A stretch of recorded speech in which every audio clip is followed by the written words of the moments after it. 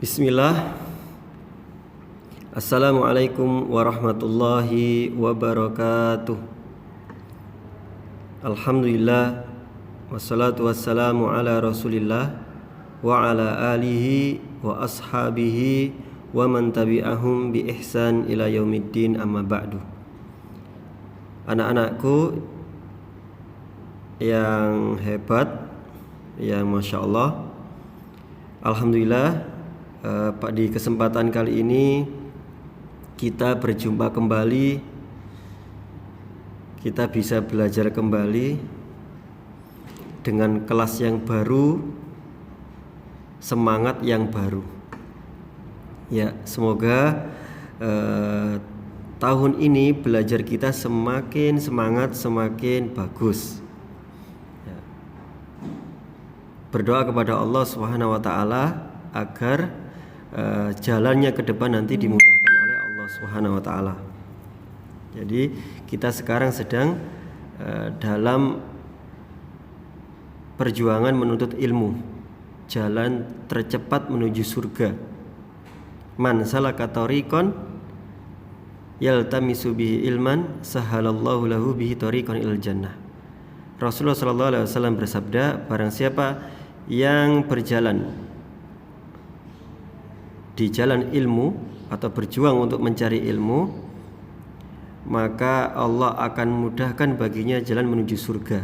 Jadi tetap semangat ya anak-anakku, tetap semangat untuk mencari ilmu karena ini jalan tercepat menuju surga. Baik, pada pelajaran fikih kali ini insya Allah kita akan, pada bab pertama kita akan belajar tentang zakat, mengenal zakat ya. Di halaman 2 pelajaran 1, makna dan hukum zakat. Makna zakat. Apakah kalian sering mendengar kata zakat atau sodakoh atau sedekah? Ya, tentu saja kalian sering mendengarnya, bukan? Ya, zakat adalah kalimat yang kita sering dengar. Nah, adakah di antara kalian yang bisa menjelaskan makna zakat atau sodakoh? Apakah sama pengertian makna zakat dengan sodakoh? Ya, jadi apakah sama zakat dan sodakoh itu? Baik, sebelum menjawab pertanyaan tersebut, kita perhatikan firman Allah dan sabda Rasulullah. Firman Allah dalam surat At-Taubah ayat 103, khudh min amwalihim sodakotan tutahhiruhum wa tuzakkihim biha. Yang artinya, ambillah zakat atau sodakoh dari sebagian harta mereka. Dengan zakat itu kamu membersihkan dan menyucikan mereka. Ya, ambillah zakat atau sodakoh dari sebagian harta mereka. Ya, Allah Subhanahu wa taala memerintahkan kepada kita, ini ditujukan kepada Nabi Sallallahu Alaihi Wasallam, ambillah zakat atau sodakoh dari sebagian harta. Ya, yang Allah memerintahkan kita menzakatkan atau mensodakohkan sebagian saja harta kita di jalan Allah untuk orang-orang miskin, fakir dan seterusnya. Jadi sebagian harta kita yang diminta Allah, tidak semuanya.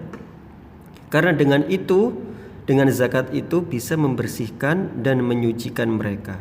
Ya, zakat yang diberikan kepada fakir miskin dan orang-orang yang berhak menerima zakat itu dapat membersihkan dan menyucikan jiwa-jiwa kita.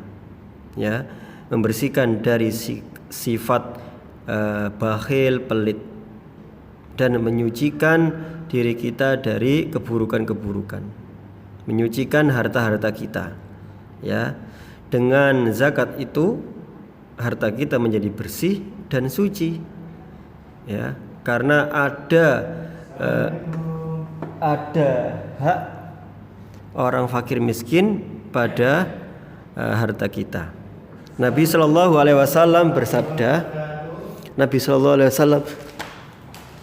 Alaihi Wasallam bersabda, idza mata ibnu Adam in qata'a amaluhu illa min salasin, sadaqatun jariyatun aw ilmun yuntafa'u bihi aw waladun salihun yad'ulah. Rawahu Muslim wa Abu Dawud. Yang artinya Nabi SAW bersabda, apabila anak cucu Adam mati, maka putuslah semua amalnya.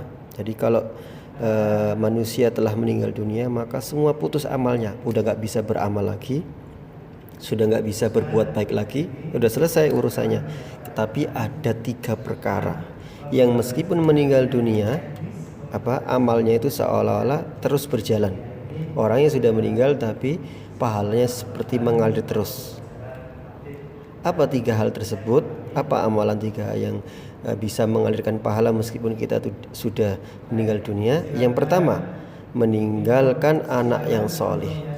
Ya, anak yang solih itu menjadi amal yang tidak terputus meskipun kita meninggal dunia. Jadi harapan orang tua kalian menjadikan kalian anak-anak yang solih dan anak-anak yang solihah, supaya bisa mendoakan orang tua kalian. Meskipun suatu saat ya semuanya mesti akan tiada atau kembali kepada Allah, maka tugas kita sebagai anak untuk selalu mendoakan, terus mendoakan, ya, mendoakan terus untuk kedua orang tua. Kemudian yang kedua, amal jariah. Ya, amal jariah apa? Sedekah jariah. Misalnya sedekah jariah kita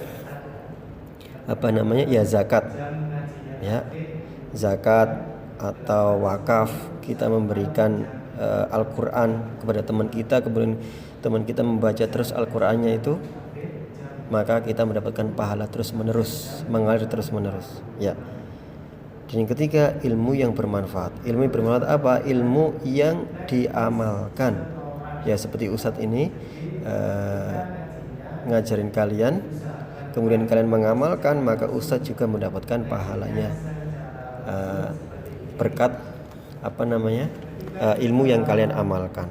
Baik, di sini yang dalam hadis ini yang menjadi garisnya atau menjadi catatannya adalah yang kedua, yaitu amal jariah. Amal jariah di sini adalah termasuk zakat, akan menjadi sedekah jariah atau pahalanya bisa mengalir meskipun kita sudah tiada. Berdasarkan ayat dan hadis tersebut, Imam Mawardi menyimpulkan bahwa sedekah adalah zakat dan zakat adalah sedekah. Ustaz ulangi, bahwa sedekah adalah zakat dan zakat adalah sedekah. Berarti sedekah dan zakat itu sama. Ya, zakat dan sedekah itu sama. Baik. Adapun Syekh Abdullah bin Abdurrahman bin Jibrin menjelaskan zakat berarti apa itu zakat? Zakat yaitu pemberian yang wajib. Pemberian yang wajib diberikan kepada yang berhak menerima. Diberikan kepada yang berhak menerima berupa harta yang telah mencapai ukuran dengan syarat-syarat tertentu. Ya, silakan digarisi, Ustadz potong-potong.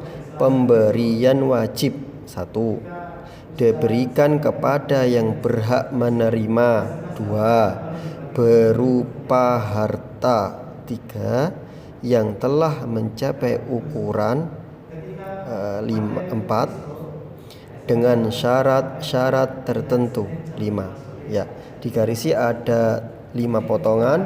Pemberian wajib diberikan kepada yang berhak menerima berupa harta yang telah mencapai ukuran dengan syarat-syarat tertentu. Yaitu adalah penjelasan tentang zakat. Ya. Ya. Oh ya, Ustadz lupa. Zakat termasuk rukun Islam yang keberapa?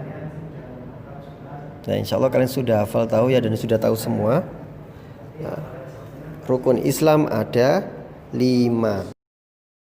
Semoga bisa difahami dan bermanfaat. Insya Allah kita berjumpa lagi di pertemuan berikutnya. Kita tutup dengan doa penutup majelis. Subhanakallahumma wa bihamdika asyhadu an la ilaha illa anta astaghfiruka wa atubu ilaik. Jazakumullahu khairan, barakallahu fikum.